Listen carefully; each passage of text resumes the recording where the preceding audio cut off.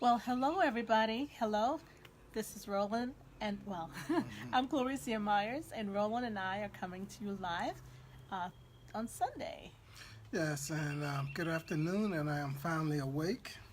I'm glad to be here with you all on this beautiful day. Yes, every morning, Monday through Friday, Roland and I come and share just a nugget or two with spiritual entrepreneurs, people who know that they want more, they want to be more, they want to do more, they want to have more. And today we're going to just talk about divine purpose. And tomorrow morning I was going to come live, but I have an appointment, so I'm doing it tonight or this evening. You know, we all are here, and I've mentioned this several times before. We are here for a divine purpose. God has a work for each one of us to do, something special. And I was reflecting today on my life, and I thought about myself as a child, and sometimes, we make decisions, sometimes without thinking things through, as children often do. And I was thinking in particular of, when I think I was, yeah, I was about uh, the first one, because there were several different events that happened in my life that were life threatening, and I didn't even think about it. I was, I think, about 8 years old, and I attended a private school, and our school had just gotten a brand new piano. It came in a case or a crate. They removed the piano from the crate, took it out and put it in the school, but then left the crate on the outside where the children played. And number one, there were nails and things all in that. It should have been removed. Really, it should have been. But some of the boys, I think I mentioned I used to love to do whatever my brother did. I was kind of like a tomboy. Whatever the boys did, climb tree, I did all that. So the boys were using that crate, that wooden crate.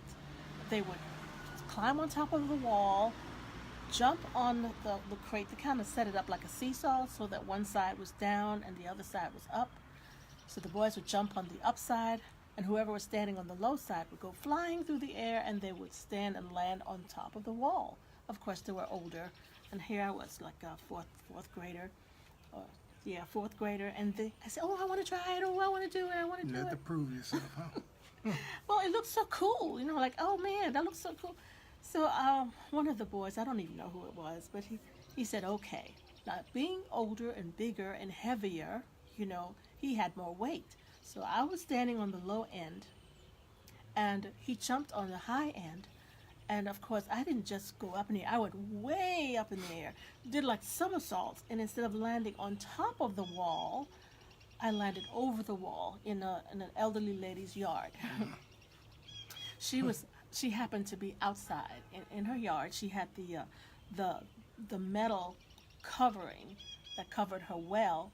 She had that opened, and when I could have fallen into the well, and I could have broken my neck, I could have broken an arm, my back, I could have done something. So that was the first incident. So I was reflecting on that. God kept me through that. And the second major incident was when I believe I was a ninth grader. Our school had just done a fundraiser to collect um, monies to buy tumbling, PE equipment, the tumbling mats and all that. Being the daredevil type of child, I was very active. I was doing my PE class, and I climbed on top of my cousin's shoulders. And to come down, she was walking and I was balancing. Of course, there were no tumbling mats at all. And I don't know what happened. I fell backwards, and bam, I hit my head on the concrete. Good And of night. course, I was knocked completely out. Blood was oozing out of my head. And by the time I regained consciousness, they were lifting me into the ambulance on a gurney. So there again, I could have broken my neck. I mean, I had some equilibrium issues because it was off, couldn't walk straight, was staggering. That was the second major incident in my life that lets me know that, hey, God has a work for me to do. And same He has for each one of you. All right, that was the second major. Maybe there's more. Yes. My third, I was in college. This was like in 1979 or 1980. My sister and I, we were going to New York for the Christmas break. And one of our friends, he lived in Pennsylvania, who was going to give us a ride all the way to New York. I think we got to Ohio, and there were like 5 of us in the car. All of a sudden, this is on the highway, the car just kind of fell back. The car lost the wheel in the back. And the car was now dragging on the street. Sparks and stuff were coming out from the dragging, you know. And the tire rolled by the car. It just rolled on by the car on the highway. And there we were, you know, on the side of the road. We could have been hit by a truck. I mean, the car could have caught on fire because of all the sparks.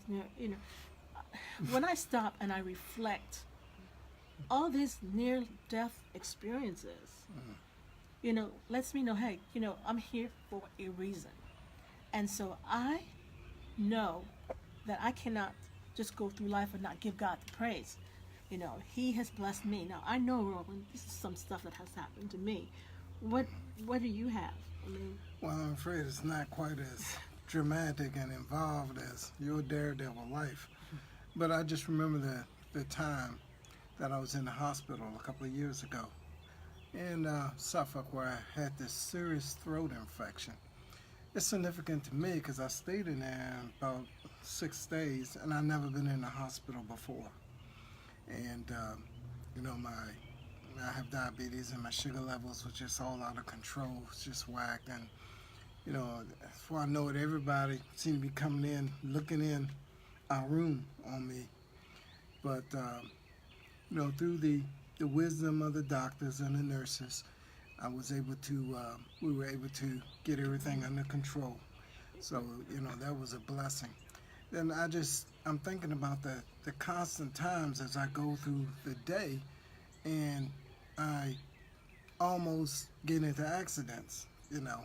Just something about this car that we have, it just seems to attract accidents, you know. But I thank God for that, because that could, you know, be a major inconvenience, and not only that, you could get seriously hurt. I could get seriously hurt. So, you know, when I look back at it, and I say, well, you know, the Lord is good in that, you know, He's sparing me from certain disaster, and so there must be a purpose in my life. and so when I think about you, when I think about me and our experiences, and those of you who are out there, you know, we're still here. We're still in the land of the living. That tells me God is still working with us and working through us. And we cannot just, when we reflect on our lives and we see where God has brought us, we can't just keep our mouths closed. We have to give Him praise. Yes. We have to give Him praise. And so I titled today's live, Divine Purpose. So some of us don't exactly know what our purpose is, but no matter what, you can still give God the praise. You can still give Him glory, because He is worthy. He is worthy. And when we connect it in a business sense, when we are fully successful where we want to be, we're sure to, you know, give Him the praise. And whatever blessings we receive, we remember where they came from, and we return those blessings to others and also to Him. So, you know, that's the whole important thing, because we know without Him, you know, nothing who is are possible. we? Nothing. Yes. Even the air we breathe. Yes.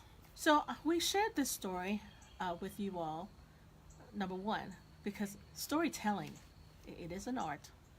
And I'm going to share in the description a link where you can learn more about storytelling. And we all have stories to tell. We all have something that may have happened to us where we see how God has been guiding and directing and using us to do His will. And it's up to each one of us to look back over our lives and see where we could have been and where we are now. Right. And, you know, give praise where praise is due. Now, Roland, some people have come on there, and I can't see a thing without these, so I'm just going to say hello. The glare. The glare, yes. Well, hi, is that Ron? Hi, Ron. Thank you for joining. There's some others have come on here. Cece. Oh, hi, Cece Prentice. Glad that you can join. Hi, Maurice. Yes. We're trying to get back up there to Boston. We're going to try to do that. Well, hi, Guillermo. how you're doing better. John Green, thank you guys for coming on. If we've said anything that resonates with you, do share it out. And remember where our blessings come from. We can't be ever ashamed to give praise where praise is due. Right. Because without God, nothing is possible. So we thank you for joining us, and I'll be back Tuesday morning. This live is for probably tomorrow. Anyway, have an awesome day, and we'll Happy see. Easter. Happy Easter. Bye now.